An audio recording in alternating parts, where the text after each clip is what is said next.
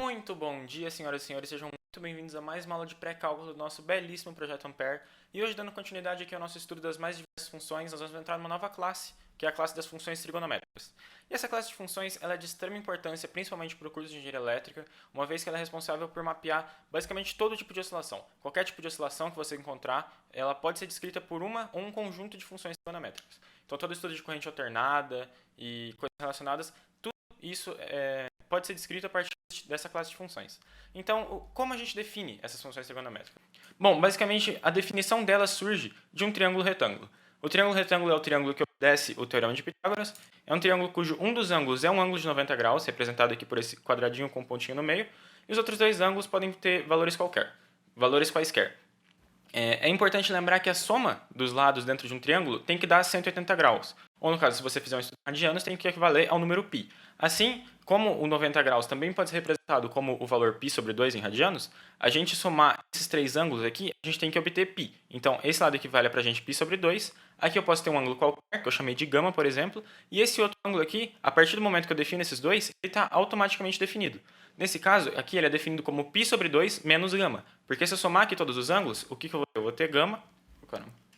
Se eu somar todos esses ângulos aqui, o que eu vou ter? Eu vou ter gama mais π sobre 2, que é desse ângulo aqui, mais π sobre 2 menos gama desse ângulo aqui. Então, aqui o meu gama com o meu gama cancela, e eu tenho π sobre 2 mais π sobre 2, que dá exatamente π. Ou seja, a soma dos ângulos internos do meu triângulo equivale a π, que é 180 graus em radiano. Reparando nesse ângulo gama aqui de baixo, eu consigo definir nomes para os três lados do meu triângulo com relação a esse ângulo. O lado do triângulo que é oposto ao ângulo de 90 graus vai ser sempre chamado de hipotenusa. E eu vou representar ele aqui nessa aula através desse HIP, desse HIP, de hipotenusa. O meu lado que possui como ângulos o meu ângulo gama e o meu ângulo de 90 graus, eu vou chamar ele de cateto adjacente, porque ele é adjacente ao meu ângulo gama. Ele é próximo, ele encosta no meu ângulo gama. Enquanto esse meu outro lado aqui, que tem como ângulos o meu π sobre 2 menos gama e o meu π sobre 2, que é o meu ângulo reto, eu vou chamar ele de cateto oposto, porque ele é justamente o lado que é oposto ao meu ângulo gama, certo? Ele não encontra o meu ângulo gama em nenhum dos vértices. Perfeito? Bom, então definida toda essa nomenclatura do triângulo retângulo, agora a gente pode partir para a definição das nossas funções, e a primeira que a gente vai estar tratando nessa aula é a função seno. A função seno ela é definida como a razão entre dois lados do meu triângulo. Todas as funções trigonométricas, já é importante ressaltar, elas são definidas geralmente com base na razão entre esses lados. Então, ou a razão entre o cateto oposto e o cateto adjacente, o cateto oposto é a hipotenusa, o cateto adjacente é a hipotenusa, ou enfim, qualquer outra combinação que você possa identificar. Para esse triângulo retângulo aqui, por exemplo, dessa imagem, eu defino a minha função seno de gama. Repare que aqui o argumento que ela recebe é o gama, ou seja, é esse ângulo aqui. Então, ele é o meu parâmetro, ele é como se fosse o meu x. E eu vou definir essa função como sendo o tamanho do meu cateto oposto, ou seja, o tamanho desse lado, dividido pela minha hipotenusa, que é o tamanho do meu lado aqui oposto ao ângulo de 90 graus. Perfeito? E é assim que eu defino, então, a minha função seno. Mas aí você pode se perguntar, beleza, por que ela só recebe como argumento o meu ângulo? Justamente porque, sabendo esse ângulo, você consegue descrever de forma única essa razão. Essa razão não depende do tamanho desses lados especificamente. E para a gente mostrar isso, eu vou reparar aqui nesse triângulo aqui embaixo, que é um triângulo exatamente igual a esse, só que duas vezes maior. Então, o ângulo aqui do meu canto inferior esquerdo é o mesmo ângulo gama, e o meu ângulo aqui do meu canto inferior direito é também o ângulo de 90 graus. Só que agora, os meus lados possuem um tamanho dobrado, ou seja, o meu cateto adjacente aqui, por exemplo... Ou seja, aqui, se aqui o meu cateto adjacente valia 5, por exemplo, aqui ele vale 2 vezes 5, ou seja, ele equivale a 10. Só que dobrando o meu cateto adjacente, eu também tenho que dobrar o meu cateto oposto e a minha hipotenusa, dado que esses ângulos aqui são mantidos os mesmos. Ou seja, se eu analisar o meu seno de gama para esse triângulo aqui de baixo, eu vou estar fazendo 2 vezes o meu cateto oposto, porque o meu cateto oposto equivale a 2CO, e a minha hipotenusa equivale a 2IP. Então eu vou estar dividindo 2CO por 2RIP, que vai me dar exatamente CO sobre RIP, dado que esse 2 aqui cancela. Ou seja, por mais que o meu triângulo daqui de baixo seja maior do que o de cima, a razão entre o cateto oposto e a hipotenusa se mantém. Ou seja, eu posso dizer que essa razão depende apenas do meu ângulo gama. E é por isso que a minha função seno ela recebe apenas como parâmetro esse gama. E a partir dela eu consigo definir de forma única quanto que vale essa razão. Muito bem, então definida a minha função seno, eu consigo agora definir um objeto, que eu vou chamar ele de círculo trigonométrico, que é um objeto que vai facilitar a gente visualizar essa função seno de uma forma muito mais fácil. Então, o que é o meu círculo trigonométrico? O meu círculo trigonométrico é simplesmente um círculo, de raio 1 e origem e centro na origem do meu sistema cartesiano. Então aqui, por exemplo, se eu tiver... Então, essa aqui é uma representação dele. Então aqui seria o meu eixo x, o meu eixo das abscissas, e aqui o meu eixo y, o eixo das ordenadas. E o meu círculo trigonométrico é simplesmente um círculo de raio 1. Ou seja, esse ponto aqui é o x igual a 1, y igual a 0. Esse ponto aqui é o ponto y igual a 1, x igual a 0. Esse ponto aqui atrás é o ponto x igual a menos 1, y igual a 0. E aqui a mesma coisa para esse último lado.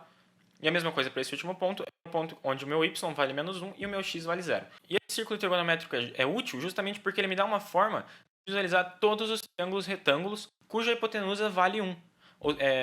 A gente consegue perceber isso notando que a circunferência é simplesmente o conjunto de pontos que está à mesma distância da origem. Então aqui eu consigo desenhar infinitos triângulos retângulos apenas variando o ângulo deles. Repare que esse aqui seria o meu ângulo 1, esse aqui teria um ângulo 2, esse triângulo aqui, que eu defino o ângulo dele? Eu parto sempre do eixo x e giro no sentido anti-horário. Então esse aqui seria o ângulo, meu ângulo gama do triângulo 3, esse aqui seria o meu ângulo gama do triângulo 4, e assim por diante. Ou seja, eu consigo definir basicamente qualquer triângulo que eu quiser.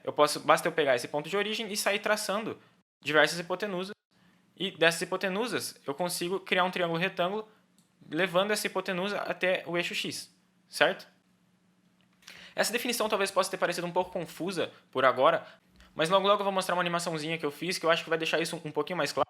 Mas antes disso, a gente vai continuar trabalhando com esse círculo trigonométrico, explorando as propriedades que a função seno possui nesse triângulo agora. Porque agora eu tenho esse círculo aqui, ele está um pouco mal desenhado no caso, mas eu tenho essa circunferência aqui de raio 1 e centro na origem. E repare aqui que se eu tomar um triângulo retângulo de ângulo gama, lembrando que o ângulo é sempre, ele parte do meu eixo x e vai crescendo no sentido anti-horário, essa é a definição de crescimento do meu ângulo gama. Então o meu ângulo gama seria, na verdade, definido nessa direção. O que seria eu tomar o seno desse ângulo gama? Seria eu tomar o meu cateto oposto dividido pela minha hipotenusa, certo? Mas como eu defini do círculo trigonométrico, o raio do meu círculo trigonométrico é unitário, ou seja, ele vale 1. Então eu posso dizer que a hipotenusa seria essa parte aqui que encontra a minha parte externa da circunferência, ela equivale a 1. Então isso aqui equivale simplesmente a 1, seria o meu cateto oposto dividido por 1, que equivale simplesmente ao meu cateto oposto.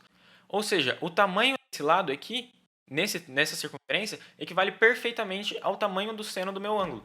E ele equivale exatamente à projeção do meu triângulo no eixo y. Repare aqui que se eu pegar a componente y, a altura, vamos dizer assim, do meu triângulo retângulo, ela vai equivaler exatamente ao seno do meu ângulo gama.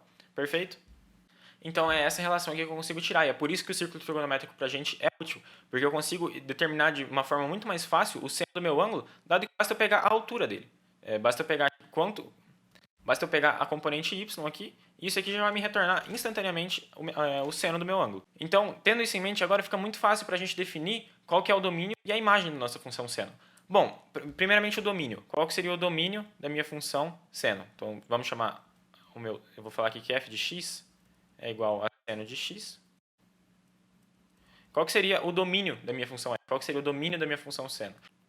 Então, a princípio, você pode olhar para isso e falar, bom, o meu ângulo ele pode assumir qualquer valor entre 0 e 360 graus, ou 2π em radianos. Mas, na verdade, o meu ângulo pode ser um valor qualquer. Eu posso, por exemplo, girar aqui 360 graus e ainda girar mais um pouco. E eu vou acabar caindo nesse mesmo ângulo. Eu vou acabar caindo em um triângulo que tem esse mesmo lado aqui. Então, eu posso ficar girando aqui infinitamente, tanto para a esquerda, que seria eu girar no sentido anti-horário, sendo o meu ângulo, como eu também posso girar para a direita. Eu vir nesse sentido e criar um ângulo negativo. Ou seja, no fundo, o domínio da minha função é os reais. Qualquer ângulo que eu colocar aqui vai me responder a uma altura diferente no meu eixo y. Justamente por conta desse fato de eu poder ficar dando voltas e voltas e voltas sem parar. Agora, qual seria a imagem da minha função? Então, a imagem de f. Bom, para a gente estudar ela, basta de novo a gente olhar o nosso círculo trigonométrico.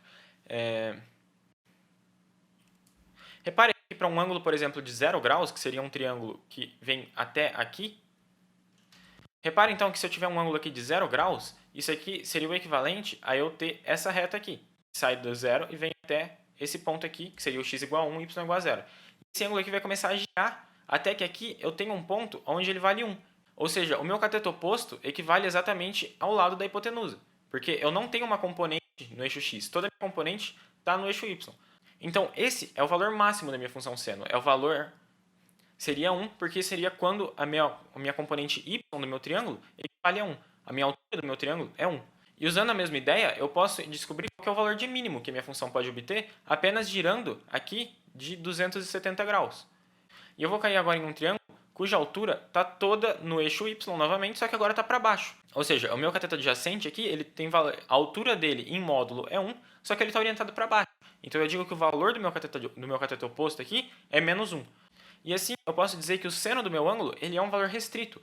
Ele não explode para infinito como, por exemplo, uma função x ao quadrado, que conforme você aumenta o seu x de entrada, o seu valor de saída vai crescer indefinidamente. Aqui não. Esse valor de saída ele tem um limite. E esse limite é exatamente o valor 1. O valor superior, o limite superior dele é 1 e o limite inferior dele é menos 1. 1 seria quando eu estou aqui num ângulo de 90 graus, ou seja, o meu cateto oposto e a hipotenusa possuem o mesmo valor. E o menos 1 seria ou quando o meu ângulo equivale a menos 90 graus, que seria o equivalente de eu girar 90 graus, só que agora no sentido horário, ou seja, eu parto daqui e desço de 90 graus. Eu vou cair exatamente nesse ponto aqui, com esse ângulo. Ou eu girar de 270 graus, que eu também vou cair nesse ponto aqui. Então, nesse caso aqui, eu digo que o valor do meu cateto oposto também é 1, só que agora ele, entre aspas, aponta para baixo. Então, ele tem um valor negativo. A ponta dele aqui termina no valor menos 1. Então, é assim eu defino a imagem da minha função. Ela pode assumir qualquer valor contínuo entre 1 e menos 1, inclusive. Bom, e agora a gente pode estudar, então, a ideia do que eu acabei de comentar com vocês, que seria a ideia de você ficar dando voltas e voltas e voltas e voltas indefinidamente. Então, reparem esses dois ângulos aqui que eu desenhei. Eu tenho esse primeiro ângulo interno aqui, que é o ângulo que parte da origem, dá uma volta completa, e depois ainda sobe e termina nessa reta aqui, nesse triângulo, que equivale a 2π. O 2π aqui seria, em radianos, equivalente a uma volta completa, então seria o equivalente a eu terminar aqui. E eu fazer 2π mais gama é eu fazer 2π mais gama, ou seja, eu girei uma volta completa e ainda girei gama depois disso. Perfeito? Então, esse ângulo aqui, primeiro, de dentro, equivale a 2π mais gama. E o meu ângulo de fora corresponde apenas ao gama. Eu apenas parti e subi aqui para o meu ângulo gama. Agora, vamos ver qual que é o valor do seno deles. O valor do meu seno de 2π mais gama é esse valor aqui. É o valor dessa altura aqui, dado que aqui eu tenho o triângulo retângulo. E aqui, isso aqui seria o valor do meu seno de 2π mais gama. Só que esse é exatamente o mesmo valor do meu seno de gama. Justamente porque a hipotenusa dos meus triângulos aqui é a mesma. Então, esses dois ângulos definem o mesmo triângulo. Esses ângulos são o que eu chamo de ângulos côngruos. Esse é um nome formal para esses dois ângulos. Eles são chamados côngruos porque eles definem a mesma hipotenusa, certo? E aqui, naturalmente, surge essa propriedade, que o seno do meu ângulo gama ele vai ser igual ao seno do meu 2kπ mais gama. Certo? Aqui no meu caso eu tenho 2π mais gama, que seria o equivalente a eu dar uma volta completa e ainda subir de gama. Eu poderia, ao invés de dar uma volta completa, dar duas voltas completas. Então isso aqui seria 2π vezes 2, porque eu dei duas voltas, mais gama. Certo? Então esse k aqui é apenas um número inteiro, é muito importante ressaltar isso. E ele é responsável por me dizer quantas voltas eu estou dando. Então o meu 2kπ para k igual a 1, por exemplo, seria igual a 2π. Ou seja, eu dei uma volta e ainda somei gama. O 2kπ com k igual a 2 seria eu dei duas voltas e somei gama, certo? Então é basicamente essa a ideia, e é algo que surge naturalmente quando você olha para o círculo trigonométrico, e essa é mais um dos motivos de a gente usar ele para as nossas análises. Porque ele facilita muito a gente encontrar essas propriedades de equivalência entre os mais diversos ângulos, certo? E assim como a gente tem essa equivalência de dar voltas completas, a função seno ela também possui mais uma propriedade, que é a propriedade de que na mesma volta eu tenho dois ângulos que vão me fornecer o mesmo valor de saída. Repare que eu tenho esse ângulo gama e eu tenho esse ângulo gama aqui, só que agora esse ângulo gama da esquerda ele parte nesse sentido, ele está definido assim. E esses dois ângulos eles vão me retornar o mesmo valor de saída aqui. A altura desses dois triângulos é perfeitamente a mesma, certo? Porque essa aqui seria a altura desse, essa aqui seria a altura desse. Essas duas aqui estão representadas nessa altura aqui no eixo y, ou seja, eles possuem a mesma altura, então eles possuem o mesmo seno, certo? Então isso aqui fornece para a gente mais uma propriedade, que é o quê? Que é o seno do meu ângulo gama, ele é igual ao seno desse outro ângulo aqui, só que quanto que vale esse outro ângulo? Esse outro ângulo eu posso descrever ele como eu girar meia volta, ou seja, eu girar de π, eu vou parar nessa reta aqui, e eu voltar a gama, ou seja, eu girar gama no sentido horário. Eu girar gama no sentido horário seria eu subtrair gama do meu ângulo. Então eu posso assumir que o meu seno de gama ele vai ser perfeitamente igual ao meu seno de π. O que é esse π? É eu dar essa volta completa e tirar gama, certo? Isso aqui também vai me definir o mesmo valor para a altura do meu triângulo. Esses dois triângulos aqui, por mais que eles sejam diferentes, a altura deles é perfeitamente a mesma. Ainda mais uma propriedade que é interessante de notar é que eu posso tomar aqui, por exemplo, um triângulo nesse sentido, que possui agora esse ângulo aqui como sendo gama no sentido horário. Eu parto aqui e eu giro de gama no sentido horário. Ou seja, ele equivale, na verdade, ao ângulo menos gama. E qual que é a altura desse meu triângulo? Repare aqui que essa altura seria equivalente a isso aqui, essa componente x, ela é, em módulo, exatamente igual a essa componente aqui de cima. A diferença é que essa aqui é negativa, ou seja, ela está para baixo, assim como eu defini, assim como eu mostrei anteriormente, a hora que eu estava falando da imagem. Então eu digo que a altura desse triângulo aqui de baixo é menos a altura desse triângulo daqui de cima. Elas possuem o mesmo tamanho, só que a orientação delas é diferente. A do meu triângulo de ângulo gama está para cima, então ela é positiva, e a do meu ângulo menos gama está para baixo, então ela é negativa. Então aqui eu consigo dizer que o meu seno de gama ele é igual a menos seno de menos gama, certo? Porque aqui o meu seno de gama ele é positivo e o meu seno de menos gama ele possui o mesmo valor, só que é negativo. E o que isso aqui descreve pra gente? Isso aqui, como vocês devem se lembrar de algumas aulas atrás, isso aqui descreve exatamente uma função ímpar.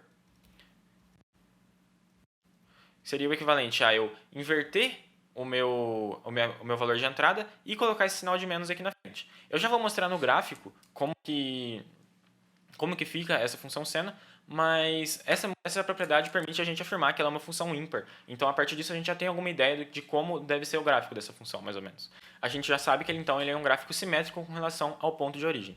Muito bem. Então, agora que a gente definiu como funciona a função e as principais propriedades dela, existem alguns ângulos que a gente consegue definir de uma forma muito fácil quanto vale o valor da função seno para esses ângulos específicos. A maioria dos ângulos a gente não consegue, não existe uma fórmula pronta ou uma forma fácil de a gente visualizar esses ângulos, a gente tem que usar métodos numéricos para calcular eles. E vocês vão estudar esses métodos também mais para frente ao longo do curso, mas não vem ao caso discutir eles aqui. Mas existem 3 ângulos específicos no intervalo entre 0 e 90 graus, que é muito fácil de a gente visualizar esses ângulos. Então, o primeiro deles, a gente consegue visualizar observando que esse triângulo aqui é um triângulo equilátero. Por quê? Porque os 3 lados dele possuem o mesmo valor, e como os 3 lados possuem o mesmo valor, os ângulos internos dele também possuem o messo valor. São todos de 60 graus. Repare que se eu fizer 60 mais 60, eu tenho 120. E se eu somar 60 de novo, eu tenho 180. Ou seja, isso bate com o fator de a soma dos ângulos internos do meu triângulo ter que fornecer 180 graus. E aí você pode se perguntar, beleza, mas então o que isso tem a ver com a função seno que a gente estava estudando até agora? Porque ela envolvia triângulo retângulo. E você está perfeitamente correto. Então, a forma com que a gente vai estudar isso, a gente vai criar um triângulo retângulo dentro do nosso triângulo equilátero. E para a gente fazer isso, a gente vai traçar a altura dele. A gente vai pegar essa altura aqui, certo? Então, essa altura aqui, ela vai interceptar essa reta aqui de baixo num ângulo de 90 graus. E aqui, então, vocês já devem estar vendo aonde vai surgir o triângulo retângulo que a gente vai estar estudando. E como esse ângulo aqui em cima era de 60 graus, ao eu cortar ele no meio, eu vou ter aqui um ângulo de 30 graus na esquerda e um ângulo de 30 graus na direita, certo?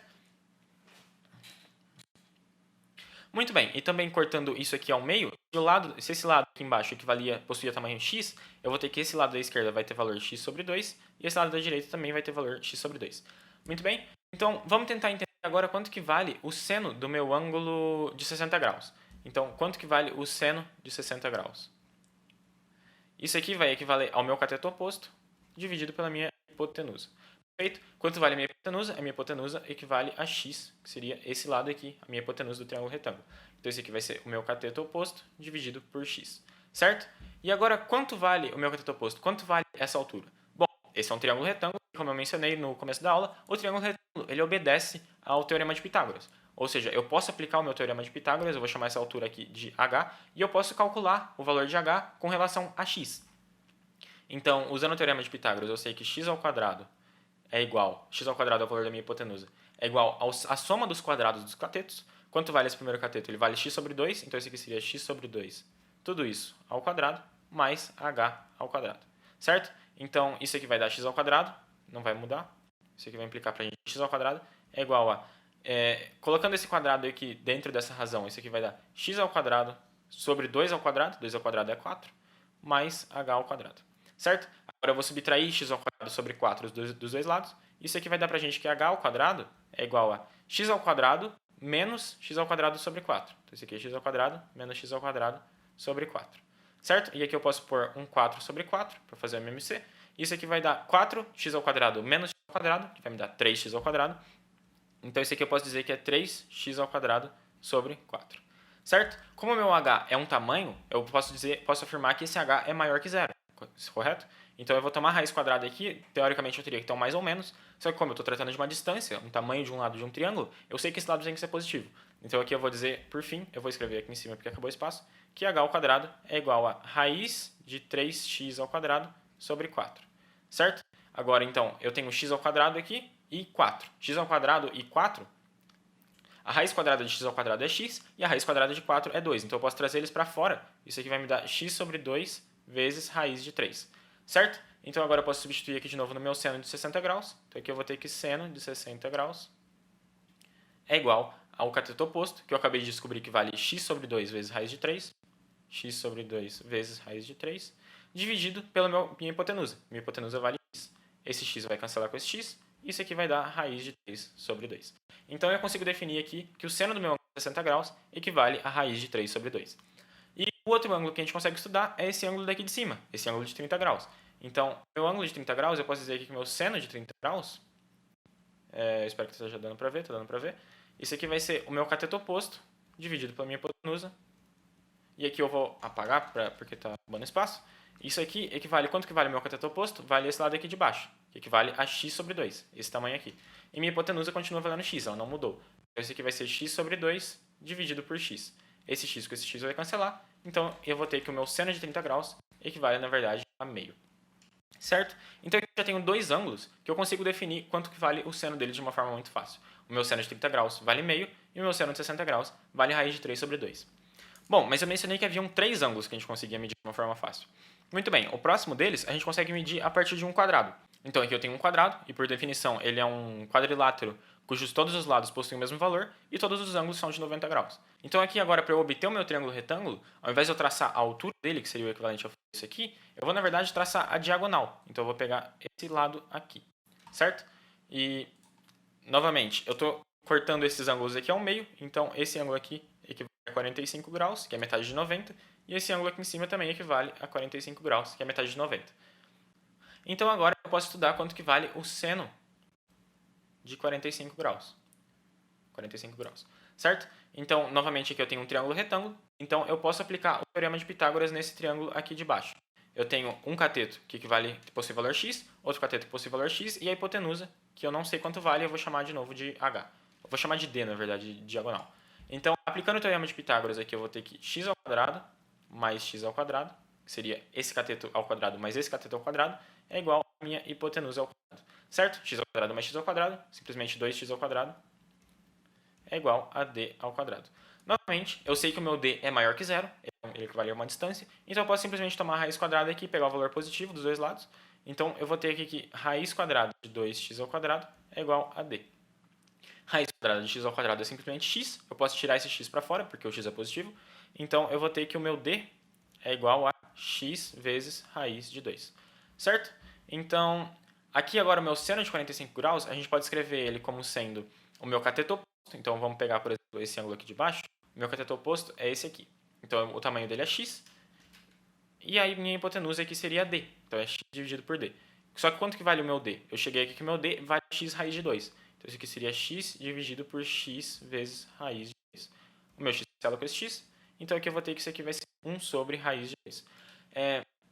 É muito comum em matemática a gente normalizar esse valor aqui, que seria equivalente a eu tirar a raiz do denominador. Eu não gosto de ter raízes no denominador, porque ter raiz no numerador facilita muito para mim trabalhar com essa raiz mais para frente. E a forma com que eu faço isso é multiplicar em cima e embaixo por essa raiz. Reparem que eu multiplicar em cima e embaixo por o mesmo valor seria eu multiplicar por 1, então eu não mudo esse valor. Então isso aqui seria 1 vezes raiz de 2, equivale apenas a raiz de 2, dividido por raiz de 2 vezes raiz de 2, é raiz de 2 ao quadrado, que equivale a 2. Então, aqui eu tenho os três ângulos que eu disse que conseguia encontrar de uma forma fácil. Eu sei que o seno de 30 graus é meio, é 1 sobre 2. O meu seno de 45 graus é raiz de 2 sobre 2. E o meu seno de 60 graus é raiz de 3 sobre 2. Certo? Esses são os três ângulos que normalmente é esperado que você tenha esses valores de seno de cabeça. Esses ângulos de 30, 60 e 45 graus é esperado que você saiba esses valores de cabeça. Eles não costumam ser fornecidos em problemas ou exercícios. Mas em todo caso, caso você não lembre e tenha acesso, você pode simplesmente colocar esses valores numa calculadora e você consegue encontrar esses valores aqui. de uma forma muito fácil. Então, perfeito. Definido a nossa função seno e trabalhados esses ângulos, eu consigo agora definir uma função que é basicamente a irmã da minha função seno, vamos dizer assim, a minha função cosseno. A minha função seno, no triângulo retângulo, era definida como a razão entre o meu cateto oposto e a minha hipotenusa, certo? A minha função cosseno, ela vai variar somente o valor de um dos catetos. Ao invés de eu dividir agora o cateto oposto pela hipotenusa, eu vou estar dividindo o cateto adjacente pela minha hipotenusa. Essa é a única mudança. O resto permanece perfeitamente igual. Muito bem, então, assim como vocês puderam ver na função seno, fica muito mais fácil de a gente estudar as propriedades da nossa função se a gente estudar o nosso círculo trigonométrico. Então aqui eu tenho novamente o meu círculo desenhado, e aqui eu tenho o ângulo gama, o meu cateto adjacente e a minha hipotenusa. Então aqui a gente já percebe imediatamente que o meu cateto adjacente equivale a componente x do meu triângulo. Assim como antes a minha função seno equivalia à altura, agora minha função cosseno ela vai me retornar o valor dessa base aqui. Então ela vai me retornar esse comprimento. Repare aqui que novamente a minha circunferência é unitária, então esses são pontos 1, menos 1 e menos 1. Então a minha função cosseno ela vai me retornar o valor desse cateto adjacente, que vai equivaler exatamente a essa base aqui. Certo? Muito bem, então assim como no caso anterior, eu vou desenhar aqui mais dois ângulos. Seria esse ângulo aqui e esse ângulo aqui embaixo. Certo? Muito bem, vamos estudar então primeiro quanto que vale esse ângulo aqui de baixo. Esse ângulo aqui de baixo, novamente, pelo mesmo caso da função seno, ele possui valor menos gama. Então, traçando essa altura aqui, para fechar o meu triângulo retângulo, eu possuo aqui um ângulo de 90 graus. A minha função cosseno, ela vai me retornar esse valor da base aqui. Repare agora que o meu valor da base é exatamente o mesmo. Esses dois triângulos compartilham da mesma base. Essa base aqui é perfeitamente a mesma para os dois. Então, o que eu consigo afirmar disso aqui é que o meu cosseno de gama é perfeitamente igual ao meu cosseno de menos gama, certo? Repare aqui que na minha função seno, no caso, eu tinha um problema de orientação, porque aqui a minha altura 1 está orientada para cima, a minha altura 2 está orientada para baixo. Aqui, os dois estão apontando para a direita, os dois são positivos. Então, eu não tenho esse problema e eu posso dizer que o meu cosseno de gama é perfeitamente igual ao meu cosseno de menos gama. Então, invertendo o meu argumento, eu continuo com o mesmo valor de saída. Isso define para a gente uma função par. Então, eu posso dizer que minha função cosseno é uma função par. Se vocês lembrarem das aulas anteriores, essa é perfeitamente a definição de uma função par. E esse outro ângulo aqui, então, que eu tracei, que eu fiz o mesmo estudo para a função seno, vamos ver quanto que ele vai retornar para a gente. Então, eu tenho esse triângulo retângulo aqui. Quanto que vale essa base? Se eu tenho aqui, por exemplo, esse ângulo igual a gama. Essa base aqui vai ter perfeitamente o mesmo valor que essa aqui. Só que, de novo, assim como na função seno, agora eu tenho um problema de orientação. Essa base aqui está definida para a esquerda e essa base aqui está definida para a direita. Então, eu vou dizer que essa base aqui possui um valor negativo. Então, então esse tamanho aqui é menos esse tamanho aqui. É esse tamanho aqui, só que negativo, apontando para o outro lado. Então, aqui eu posso dizer que o meu cosseno de gama é igual a menos cosseno. Se vocês lembrarem, como que eu defino esse ângulo aqui, eu primeiro giro uma meia volta, então eu giro de π, e depois subtraio esse ângulo gama. Eu giro de π e depois eu volto gama no sentido anti-horário, certo? Então eu tenho essa propriedade aqui, essa aqui acaba não sendo tão útil, justamente por conta desse sinal de menos aqui, ele acaba sendo meio inconveniente pra gente. No caso da função seno, de eu poder dizer que esses dois ângulos aqui possuem uma igualdade, que é algo muito mais forte, acabava ajudando muito mais. Essa propriedade aqui não é tão útil. Vocês vão ver que na maioria esmagadora dos casos, o que vai ser mais útil vai ser essa relação aqui. Você poder afirmar que a sua função cosseno ela é uma função par. Então, vamos fazer agora um estudo rápido aqui de domínio e imagem. Qual que seria o domínio da minha função seno? Então, o domínio de f, onde f aqui seria a minha função seno. Ela pode, de novo, dar quantas voltas ela quiser, tanto para frente como para trás. Então, eu posso dizer que o meu domínio é, novamente, os reais. Agora, a minha imagem, ela não vai variar com relação à função seno, porque nesse ponto aqui eu tenho o meu cosseno valendo 1, eu vou girar aqui em cima, o meu cosseno vale 0, porque o meu não tem um componente x aqui, e aqui eu vou girar até que o meu cosseno valha menos 1. Aí eu volto, aqui embaixo vale 0 de novo, aqui ele vale 1, aqui ele vale 0, aqui ele vale menos 1, aqui ele vale 0, e assim por diante eu vou girando infinitamente. Então eu posso dizer que a minha imagem ela varia entre menos 1 e 1, fechado, podendo assumir qualquer valor real desse intervalo aqui. Muito bem, então para fechar o nosso estudo dessas funções, tem uma propriedade muito interessante que junta essas duas funções, que seria a partir do próprio triângulo retângulo, da base onde elas são definidas. Então vamos supor que eu tenho esse triângulo, eu tenho esse ângulo gama aqui e eu tenho esse outro ângulo aqui, que é π sobre 2 menos gama, pelos mesmos motivos que eu mostrei lá no primeiro slide. E vamos ver E eu tenho aqui lados genéricos, a minha hipotenusa vale A, o meu cateto adjacente ao ângulo gama vale B, e o meu cateto oposto ao ângulo gama que vale A, vale C. Então, eu tomar o meu seno de gama seria o meu cateto oposto pela hipotenusa. Então, seria C sobre A. Só que isso é exatamente igual a eu tomar o cosseno desse ângulo aqui de cima.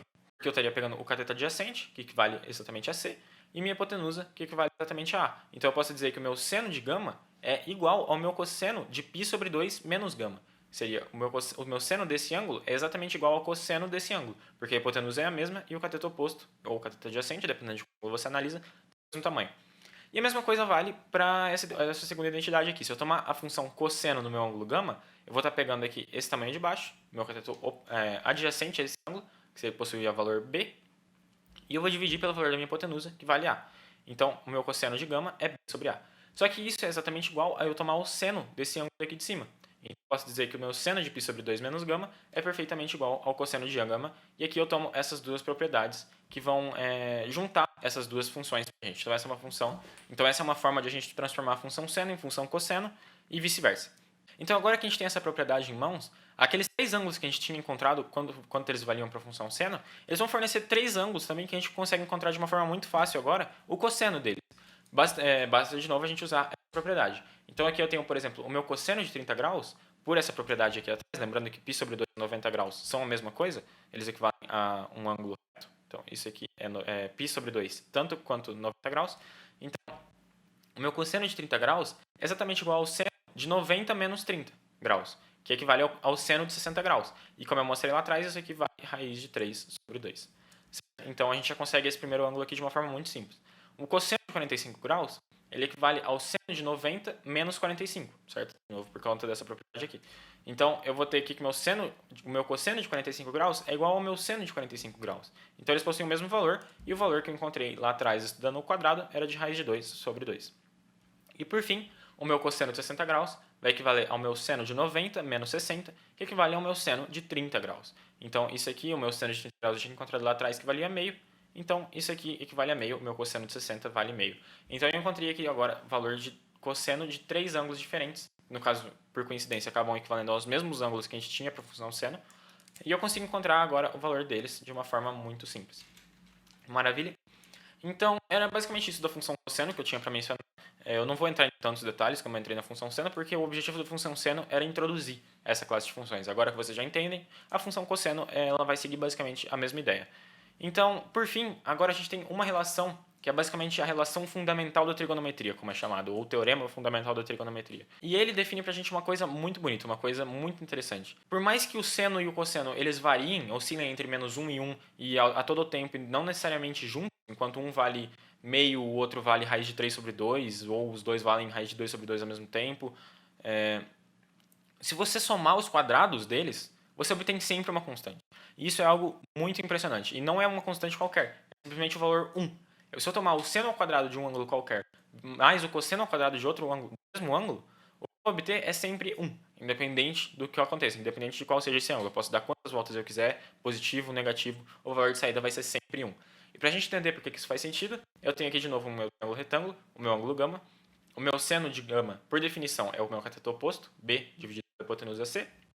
E o meu cosseno de gama é, por definição, o meu cateto adjacente A, dividido pela hipotenusa C. Então, o que acontece agora se eu tomar o seno ao quadrado de gama mais o cosseno ao quadrado de gama?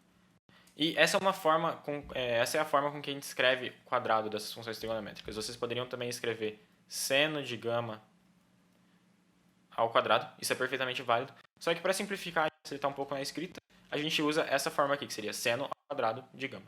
Então, quanto que vai dar isso aqui pra gente? Isso aqui vai dar o seno ao quadrado de gama é b ao quadrado sobre c ao quadrado. Então, isso aqui vai dar b ao quadrado sobre c ao quadrado. Mais cosseno ao quadrado de gama vai ser a ao quadrado sobre c ao quadrado. Certo? Esses denominadores são iguais, então eu posso juntar os numeradores. Então, isso aqui vai dar b ao quadrado mais a ao quadrado dividido por c ao quadrado. Só que quanto que vale b ao quadrado sobre a ao quadrado? Se vocês repararem, esse aqui são dois catetos de um triângulo retângulo. Então, se eu tomar a soma dos quadrados deles, o que eu obtenho é perfeitamente igual ao quadrado da minha hipotenusa.